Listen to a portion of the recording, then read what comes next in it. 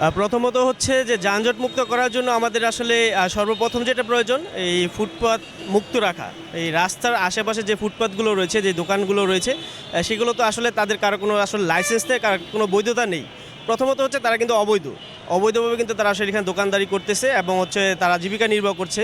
এটা হয়তো বা অনেক ক্ষেত্রে আমরা মানবিক দৃষ্টিকোণ থেকে তাদেরকে অনেক সময় ছাড় দিই আমরা, কিন্তু বিষয়টা হচ্ছে আসলে তাদের এটা সম্পূর্ণ ইলিগ্যাল। তারা কিন্তু এটা লিগেলি এটা এখানে করছে না। তাদের কিন্তু লিগেলি সুযোগ আছে, তারা বিভিন্ন জায়গায় দোকানদারি করতে পারে, ভাড়া নিয়ে করতে পারে, কিন্তু যেহেতু তাদের অনেক সময় সেই অর্থনৈতিক সক্ষমতা থাকে না, এই জন্য অনেক ক্ষেত্রে আমরা আসলে মানবিক দৃষ্টিকোণ থেকে আসলে এই জিনিসটা ছাড় দিই। কিন্তু তাদেরকে ছাড় দিতে দিতে আমরা এমন অবস্থা দেখেছি যে বুলতা-গাউসিয়ার যে গুরুত্বপূর্ণ সড়ক 23টি জেলার যোগাযোগ রয়েছে, এটা পুরোটা রাস্তায় বন্ধ হয়ে যায়, শুধুমাত্র একটি লেন থাকে, আর 2 থেকে 3টি লেনই কিন্তু হকার দিয়ে একদম পুরোপুরি পূর্ণ থাকে।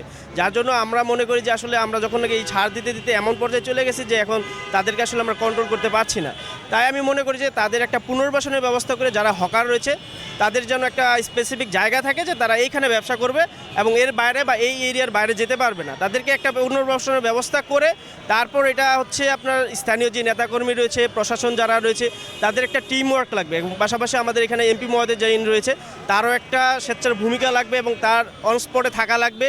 সে যদি এখানে মনিটরিং করতে পারে অনস্পটের থেকে, তাহলে আমি মনে করি আমাদের সকলের যে টিম ওয়ার্ক রয়েছে, বিএনপি এবং গণ অধিকার পরিষদ এবং অন্যান্য যে রাজনৈতিক দল, সামাজিক সংগঠন এবং হচ্ছে প্রশাসন, সকলে একটা যদি টিম ওয়ার্ক থাকে এবং যারা হকার বাইরে রয়েছে তাদের যদি পুনর্বাসনের ব্যবস্থাও থাকে, আমি মনে করি না এই সমস্যাটা আবার হবে।